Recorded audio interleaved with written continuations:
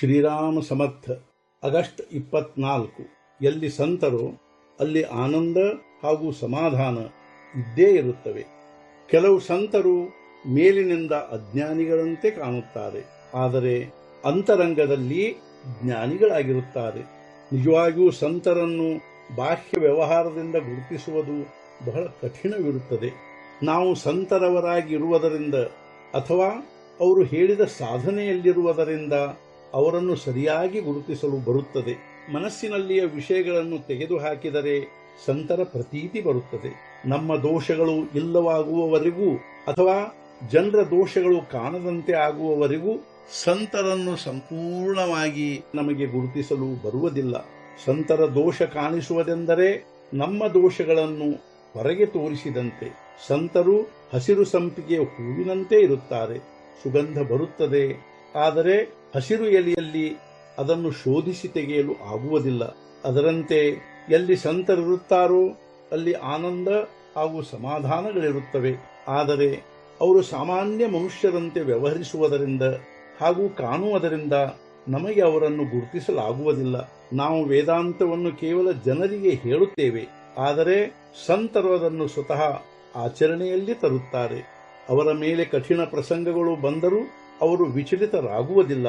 ಸಂತರು ನಿಸ್ಸಂಶಯರಾಗಿರುತ್ತಾರೆ, ಆದರೆ ನಾವು ಸಂಶಯದಲ್ಲಿರುತ್ತೇವೆ. ಆದ್ದರಿಂದ ಅವರಿಗೆ ಸಮಾಧಾನವಿರುತ್ತದೆ, ನಾವು ಅಸಮಾಧಾನದಲ್ಲಿಯೇ ಇರುತ್ತೇವೆ. ಸಂಶಯಗಳನ್ನು ದೂರ ಮಾಡಲು ನಮ್ಮ ವೃತ್ತಿಗಳು ಬದಲಾಗಬೇಕು. ಸಂತರಿಗೆ ರುಚಿಸುವುದು ನಮಗೆ ರುಚಿಸುವುದೆಂದರೆ ನಾವು ಅವರ ಸಮಾಗಮ ಮಾಡಿದಂತೆ. ನಾನು ಮಾಡುತ್ತೇನೆ, ಇದು ಬಂಧನಕ್ಕೆ ಕಾರಣವಾಗಿರುತ್ತದೆ. ಅದು ಇಲ್ಲವಾಗುವುದೆಂದರೆ ಗುರುಗಳವರಾಗುವುದು ಎಂದು ತಿಳಿಯಬೇಕು. ಒಮ್ಮೆ ತಪ್ಪುತ್ತಾನೆ ಹಾಗೂ ಒಮ್ಮೆ ಸರಿಯಾಗಿ ನಡೆಯುತ್ತಾನೆ, ಅವನು ಸಾಧಕನೆಂದು ತಿಳಿಯಬೇಕು. ಹಾಗೂ ಯಾರು ಯಾವಾಗಲೂ ಸರಿಯಾಗಿಯೇ ನಡೆಯುತ್ತಾರೋ ಅವರು ಸಿದ್ಧರೆಂದು ತಿಳಿಯಬೇಕು. ಕೇವಲ ಇಂದ್ರಿಯ ದಮನವು ಸರ್ವಸ್ವವೆಂದು ತಿಳಿಯಬಾರದು. ಅದು ಏತಕ್ಕಾಗಿ ಇರುತ್ತದೆಯೋ ಅದರ ಅನುಸಂಧಾನವಿರಬೇಕು. ಯಾರಿಗೆ ಏನಾದರೂ ಮಾಡುವ ರೂಢಿ ಇರುತ್ತದೋ ಅವರು ಕೆಲವು ಸಮಯ ಸುಮ್ಮನೆ ಇರಬೇಕು. ಅನಂತರ ಭಗವಂತನ ಅನುಸಂಧಾನವಿಡುವ ಸಾಧನೆ ಮಾಡಬೇಕು. ನಾವು ಪರೀಕ್ಷೆಯಲ್ಲಿ ಒಮ್ಮೆ ಅನುತ್ತೀರ್ಣರಾದರೆ ಮತ್ತೆ ಪರೀಕ್ಷೆಗೆ ಕೂಡುತ್ತೇವೆ.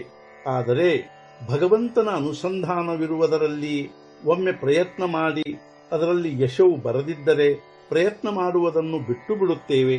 ಇದು ಉಚಿತವಲ್ಲ.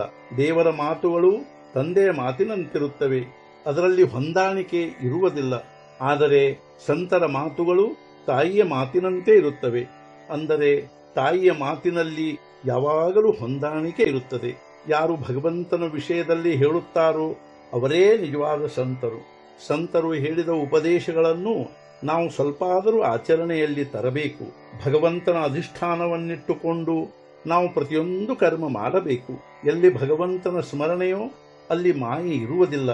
ಎಲ್ಲಿ ಮಾಯೆಯೋ ಅಂದರೆ ಅಭಿಮಾನ ಇರುತ್ತದೆಯೋ ಅಲ್ಲಿ ಭಗವಂತನಿರುವುದಿಲ್ಲ. ದಾನಕ್ಕೂ ಕೂಡ ಮಹತ್ವವಿರುತ್ತದೆ.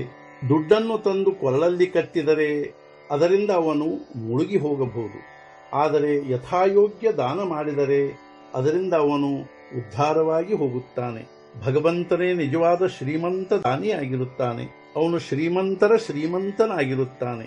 ನಾವು ಅವನವರಾಗಿರುವುದರಿಂದ ಅವನು ನಮ್ಮನ್ನು ದೈನ್ಯ ಭಾವದಲ್ಲಿ ಹೇಗೆ ಇಟ್ಟಾನೋ ಇಂದಿನ ಮುಖ್ಯ ವಿಚಾರ. ಸಂತರು ಭಗವಂತನ ಹೊರತು ಬೇರೆ ಕಡೆ ಇರುವುದೇ ಇಲ್ಲ. ಆದ್ದರಿಂದಲೇ ಅವರು ಸಂತರಾದರು, ಅಂದರೆ ಭಗವತ್ ಸ್ವರೂಪರಾದರು. ಸದ್ಗುರುನಾಥ ಮಹಾರಾಜ್ ಕಿ ಜೈ. ಜೈ ಜೈ ರಘುವೀರ ಸಮರ್ಥ.